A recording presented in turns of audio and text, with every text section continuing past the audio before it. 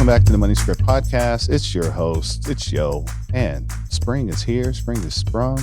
We are having so much fun just working our way through this volatile year. Like fun. I called it fun just because it is fun to take on new challenges every day and to have the pleasure and the opportunity to be able to live to see another day and just take on the chaos, take on the challenges, and just keep winning. I mean, that's really what it's about. You got to find a way to keep winning. I am excited today to be joined by, I have to call him a new friend here, Mr. Quincy Chad. Quincy Chad is an actor known for his work on Snowfall, also for his work on one of my personal favorites, The Get Down. I got some questions about that. And then, of course, his work on Power. So I got to admit, I watched the first book of Power. After that, I really didn't keep up. My wife watches it all the time, but I just didn't keep up as much. It's still the talk of the town. If I go and scroll, I'm going to see something about Power on either Twitter or Instagram or something. So somebody's still liking that. Shout out to 50. He's getting them checks. As far as current events right now, we really just have to talk about the student loan pause that happened again. I really need John Legend to do a commercial for the student loans. I just need him to sing, I said it the last time, and it was the last time, referring to the student loans. Because they keep saying, hey, this is the last time we're going to pause. But they also said that the last time. So for all those out there with student loans, enjoy your pause. I think we have until I believe it's August, end of August, September. I don't remember because they keep changing the date. It's hard to keep up.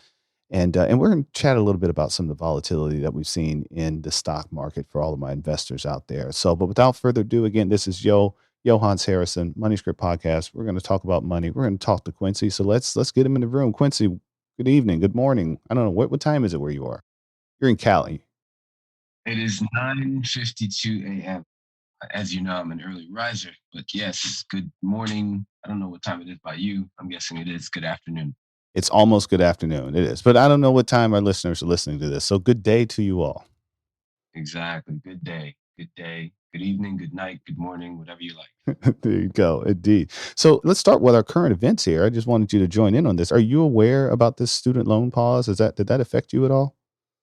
You actually just made me aware. I feel like it's like a seesaw with that thing. It's going up and down. Every time I turn around, it's like a new response.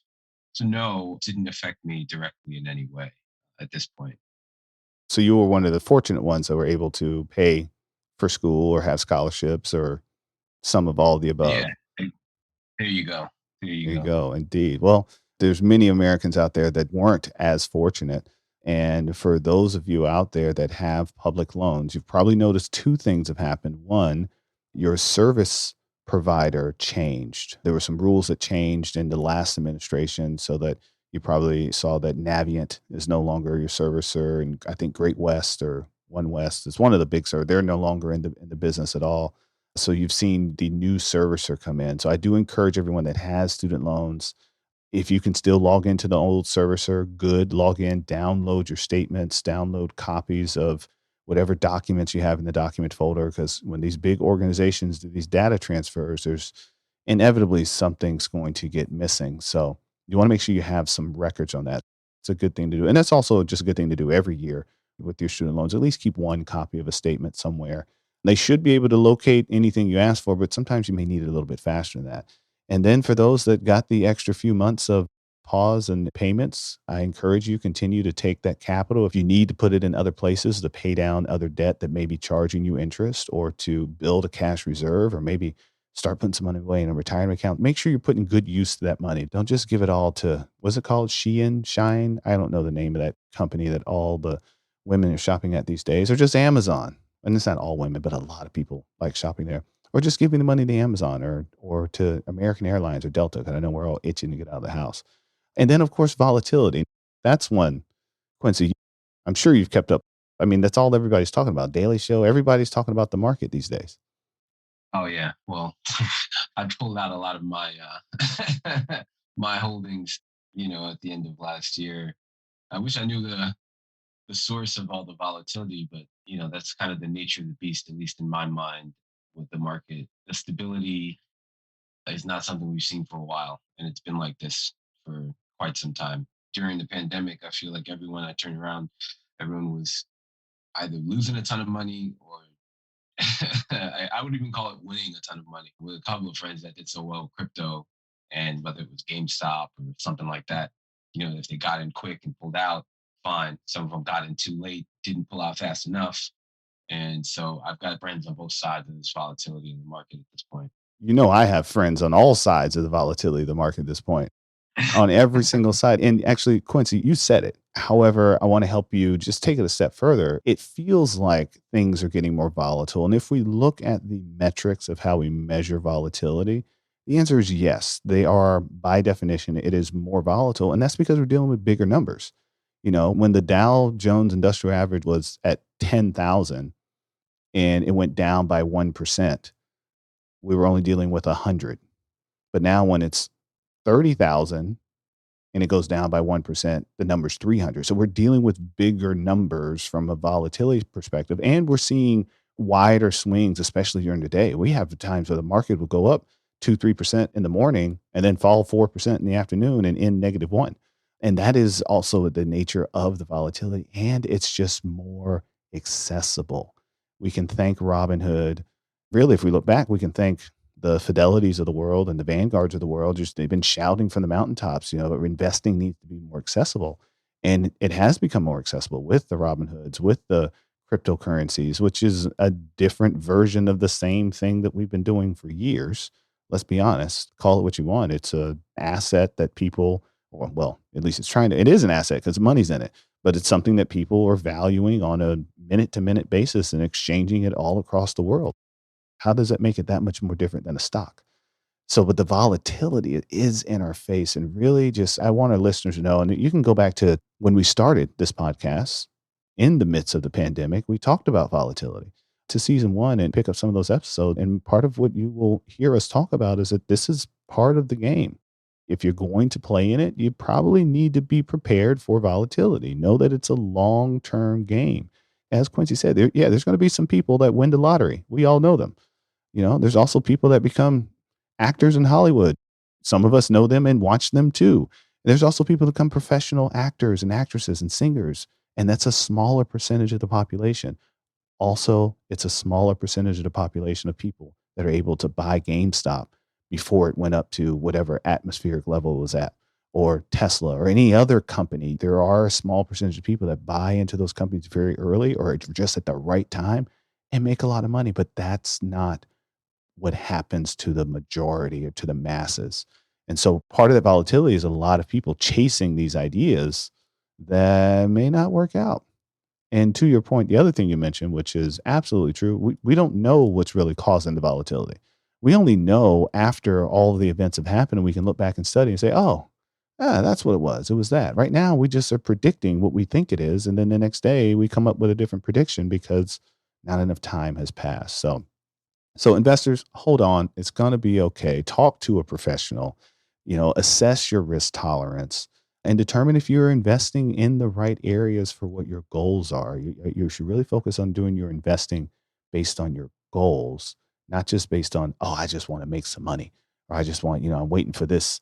It's like buying lottery tickets. It really is. If you're trying to make money in a week, make money in a day, make money in a month, think long term. Anyways, I'll get off that soapbox. I'm supposed to be talking to Quincy here. You got me on my soapbox.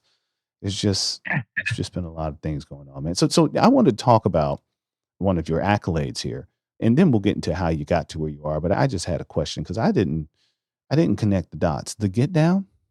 Now I remember watching that pretty faithfully, but it was a long time ago. I binged it. So there's pieces. I mean, just when I just went to go look online, I was like, oh yeah, Jaden was in it. I forgot he was in it until I went and looked at the some of the photos. But Mhm. who did you play? Who were you in the Get Down? The character's name was based off of a real person whose name was Tiny. So I forgot how long. Now you got me. I It forgot because it was. was that long ago. It was BC, before COVID, millions of years ago. That was back when I was in New York. I feel like I've listened to podcasts or seen actors interviewed before and they just forget. It really was a lot of fun, that one. I won't press you on it. Just tell us about the fun. I mean, I remember really enjoying that series. Teaser. That's what it was. It was teaser. Caesar, Caesar. They changed it. They had changed it. You know what it was? Because I knew they were calling them like the commanders or something like that. And then they changed it. And he was like the leader of the Caesars. Ah, you were one of the rival. Well, I'll tell you what happened is, if you remember, this is like one of the landmark scenes. They stole Yes. a Grandmaster Flash tape and they had a little party in, Okay. it was like a hair salon, a barbershop. There was a gentleman that came in there and got the tape back for Grandmaster Flash and broke, like, terrorized the entire salon, ended the party, took their money. That was you. That was me, yeah. There we go. Okay. All right. All right. All right. Got it. Yes. Now you remember that was my entrance scene for that series. And it was a really kind of interesting the symmetry that happened there because my acting coach, Susan Aston, is the same acting coach that's worked with Jaden, and she happened to be on set for that show. And so, when I booked it, I let her know. I said, "Hey, I'm about to go do this show." And she's like, "What show?" I said, "Oh, the Get Down. I'm working whatever days, whatever." And she's like, "Oh my God, I'm going to be here." So as soon as I got on set, she was already there working with Jaden. And so it was a cool experience to come in and have your acting coach already kind of be working with another actor on the set. Made it even more comfortable. Was that your big debut then to Get Down? You try to remember the order of these things, but I don't remember if the Get Down was before Orange is the New Black or it might have been the same time. I think they're around the same time. So what season of Orange is the New Black? What season was that? Yeah, I'm guessing it might have been four, maybe three, something. Yeah, they were probably around the same time. Yeah, They're they probably around were. the same. Yeah, it was the same. It was around the same. I was actually shooting them at the same time. Now that I remember, yeah, it was the same time. I mean, that was a lot of fun because it's like throwback New York, throwing an afro wig, look like my pops, that kind of thing. It was a lot of fun. It was a lot of fun.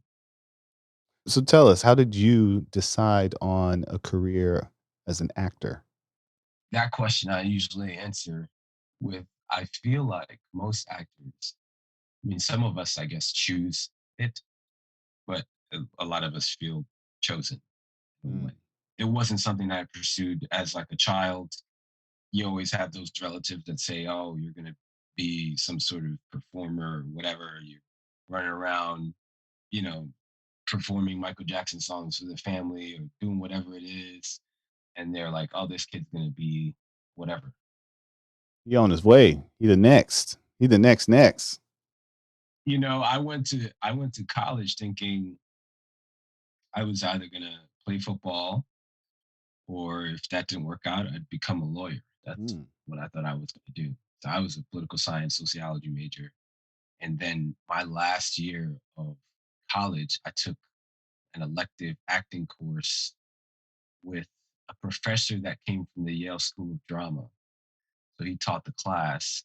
I'll try to be as short as I possibly can with this, but at that time I found success in almost everything that I had done, so I kind of assumed that I would be good or great, I should say, at acting. And in the beginning, I didn't know what it was to work on anything, the levels you have to go. And so I kind of just came in with a bit of arrogance and total lack of knowledge. I think what I would call now a total lack of respect for the craft, just assuming that I could get up there and do it, which I think a lot of people think that they can do that now. Just laughing at my own naivete at this point. So I came into the class and, hadn't not having, done a minimal amount of work and just kind of got up there and did a bunch of crap and it was crap. And the teacher let me have it. And coming from that athletic background, and I've had those type of coaches that kind of get in your face and tell you what's really what. I went back that night and the next couple nights after that until I think it was a Tuesday to Thursday class. I did that on a Tuesday, basically just bombed up there. And then he got after me. I didn't realize when I got back home the next morning, it was 5 in the morning. The sun was coming up and I was still working on the piece. Mm. It was an August Wilson monologue. And so we had class on the next Thursday.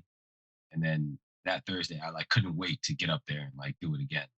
And so I got up there and I did much better. It wasn't perfect, but I enjoyed the coaching and the nuances and the choices, the level of choices, the amount of different choices that you can make in saying one word. I kind of became enamored with that. But after that class ended, graduated, went to work in the corporate world like everyone else, doing my 9 to 5 or 8 to 6 or whatever you want to call it. And in New York, I was working in Lord and Taylor and operations, and because I had, aspirations in fashion as well. I wasn't sure what I wanted to do. I didn't want to go to law school. I knew so many people that were lawyers, and that they weren't the happiest. But I just knew I could do it, but it wasn't something that I kind of just wanted to Mm, do. Sorry, this is after I had a knee injury, and I knew that football wasn't going to happen anymore either. So I kind of was semi into the fashion world and trying to figure out how I could maybe bounce around and get to something I liked in there. Started taking acting classes at night while I was working because I knew that that was the last thing I remember loving doing. And then eventually, we had a manager come into class, sign me, and after that, I was auditioning. You're in New York City, you're trying to work your 9 to 5, get to your auditions around meetings, dip out of work, hop on a train with a change of clothes, changing in the audition bathroom, coming in, auditioning, changing back, going to your meetings, having people cover for you at work. wow. After a while, you can't really do that stuff. That's why most actors, they're either like independent contractors or doing like bartending stuff at night to where it doesn't conflict during the day, or, other kind of odd jobs. The restrictions or confinements of a regular 9 to 5, 8 to 6, whatever you want to call it, kind of job is just difficult. It hurts your auditions too because you're thinking about your 9 to 5 work while you're at the audition. Like, oh man, they're running behind. I only have another, 30 minutes to get back to work. I got 4 people ahead of me, Yeah. as opposed to thinking about the text that you have to perform in the next 5 minutes. At some point, it became too much. I ended up getting a really instrumental job, which was becoming a reader on a show for, I think it was on TBS at the time, Are We There Yet? Which starred Terry Crews and Essence Oh, yeah, I Atkins. remember that. Yeah. Okay. And what they would do is they would do walkthroughs, and they were shooting episodes like butter. I mean, it was like they were churning those things out really, really fast. And so I got to learn a lot about TV by just going up there. They would bring us up there from the city. This was in Stanford, and they would have a couple readers, maybe one or two or three of us, depending on how many roles they had for the week that they wanted to get through with the scripts. I would go in and I would do the table reads for, whatever guest stars were coming in for the week that weren't there. If they had, for instance, there was an episode that Deion Sanders, I think, was on, or like Snoop was on, and I'd read their parts, or I'd read Ice Cube's parts because he doesn't live on the East Coast. So he would come in to shoot, but he's not going to come in to like do the walkthroughs and the table reads. So I would read all these people's parts and stuff like that. I learned a lot about television that way. And then eventually I got a role on that show. And then it just kind of rolled along to where I'm now in California. So here I am. Incredible story. Incredible stories. I want to talk about the crossover just a bit because it sounds like you mentioned that there's lots of actors, actresses that have to take on the late night gigs, the bartending, Mhm. the waiter, waitressing, anything where they have a degree of flexibility or even doing some sort of their own business, something that where they can make Yeah. some cash and be available for all of those auditions. It sounds like you were, again, a fortunate one, as we talked about college earlier, where you were able to find a position in the industry you wanted to be in. The reader job came along right as I was starting to think about quitting my corporate Mm. job. I was on the brink. I think I was getting a lot of auditions. It became very difficult to kind of run out and come back and do the job effectively. And I had put in my 2 weeks notice for my job. And then it was about 3 days later, they needed me the next day, which was like I put in the 2 weeks notice on like a Tuesday. And then like the Thursday, they called and said, "Hey, we need you to come up and do the reader thing on Friday." And I was like, I could survive just doing this reader thing if this keeps going. So I'm like, damn, they kind of need me on Friday. I don't want them to go and get someone else. So I told my boss, and he was like, "Go ahead, just go ahead. You don't have to stay around for another week and a half. You know, if you know someone's Yeah, leaving, 2 week notices. 2 week notices have always been, in my opinion, kind of BS. It's like, I mean, how much do I really expect from you over the next 2 weeks? You know, yeah, it's true. It's it's I think it's kind of tough to continue to do a job when you know that you're on your way out, and everyone knows you're on your way out, and they're looking to replace you.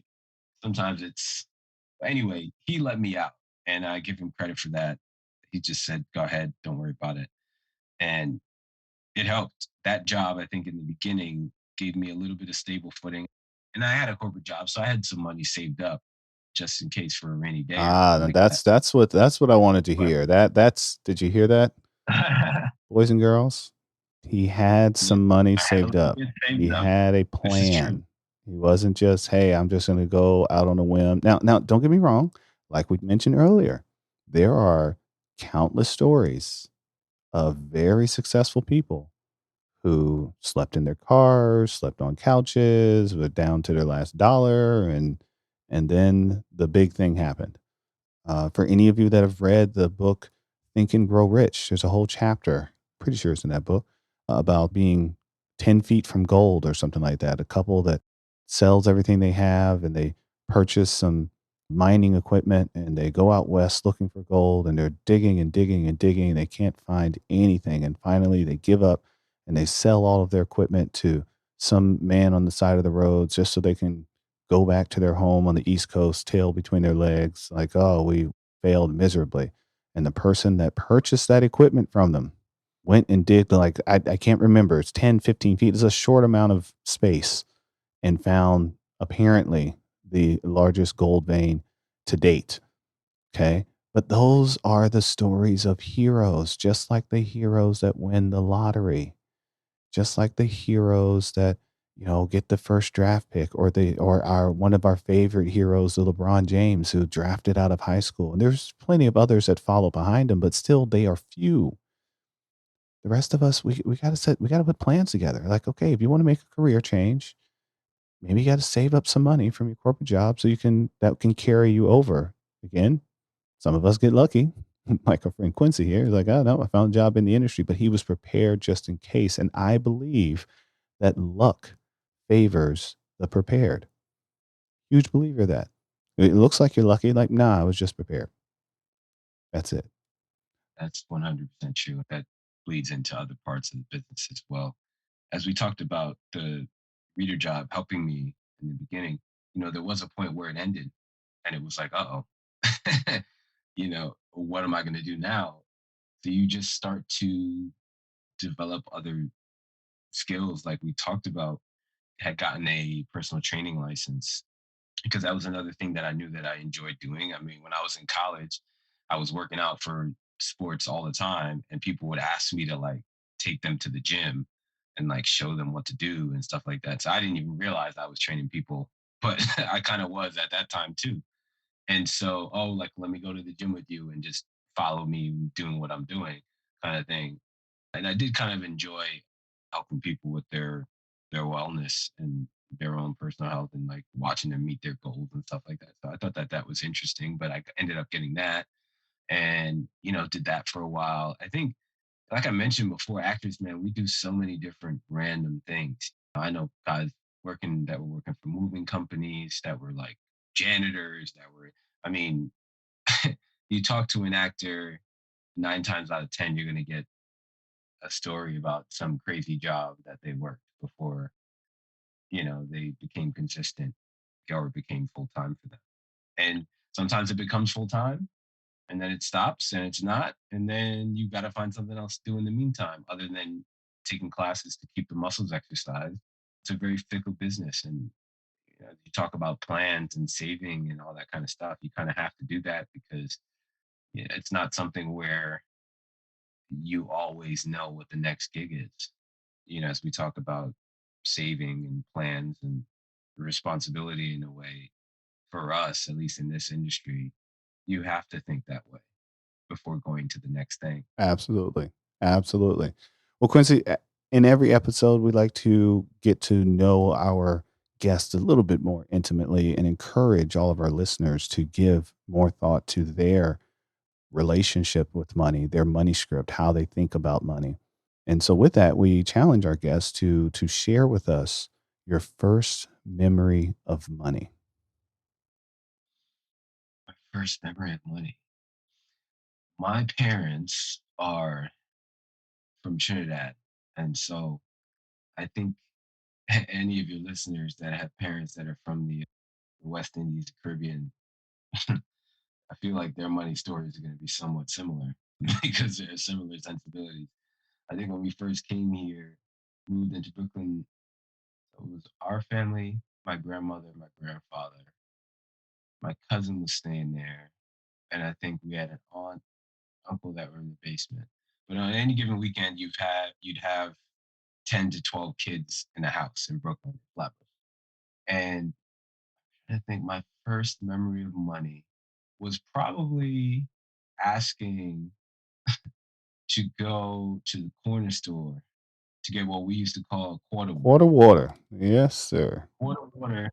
Yeah, I don't know if I forget where you're from right now. You're from I'm from North California. Carolina. However, I have my grandparents lived in New York, so we spent many summers in New York. So I am sunflower seeds and quarter water. Know all about it. Yeah, very familiar. Okay, cool. So I remember asking my grandfather, God rest his soul, can I have a quarter water? And he was like, well, it costs a quarter. And I said, I know. He said, well, what are you going to do for the quarter? And I was like, I don't know, but I want the quarter water. He said, well, can you just clean up the porch? And he handed me the broom. I had to sweep off the porch. I think I might have been like 8 to 10 or something like that. I didn't think about it then. When you mentioned this question, that's what I went back to. I couldn't remember exactly like what I could remember as my first initial memory of money, but it was the idea of exchange and services, and you're not going to get it for free. I'm not going to just give it to you, kind of thing. It was like you had to do something in order for me to give you this quarter. So at the time, I was just like, all right, whatever. I'm just sweeping up the porch. Let me, hey, give me my quarter, and you're just a kid. You're just running around. But I think as you get older and you sort of like circle back to remember, what kind of value they're trying to instill upon you. And I think that is probably my initial memory of money. Back then, I didn't know that I was working for it, but I was. I love it. I love it. And for all of our guests out there that are not the from New York, Northeast Jersey, that area. Oh, yes, yes, yes. Sorry, I didn't even explain. Quarter water is like a little, I mean, it's probably horrible for you. Actually, it's not probably, it is. So it's just a sugary drink in a plastic bottle that's like, I don't know, the size of like my palm. We used to call them they were like little grenades. If you had a green one, you got the grenade. Yeah. That's so think of a size of grenade, and yeah, they were probably maybe 6 ounces, if that, maybe eight. But I'll tell you what, there was about 4 ounces of pure sugar in there. That I can tell you. 100%. 100%. And it was just like Kool-Aid. There weren't flavors. It wasn't like blueberry and cherry and grape. No, it was purple and red and green Yep. and orange. hmm Yep. That's exactly what it was. 100%. Yeah. And we had a corner store right across the street. So if you could imagine now, the first time I asked for a quarter, I have to sweep the porch. Anytime I ask him, I know that I'm gonna have to do something, right, to get it. So now then you start to learn other things, which like me as a child, well, you start to learn, well, if I ask him and he's gonna ask me to do this, then if I ask another person, are they gonna ask me to do something too? Or maybe I should just ask this other person because then maybe they won't ask me to do anything. Or if I ask at the right time, they may not ask me to do anything. So you start to navigate around work in a sense Yes. by learning who to ask, and that maybe that's the politician in me kind of that started happening at that age too. That side of the brain.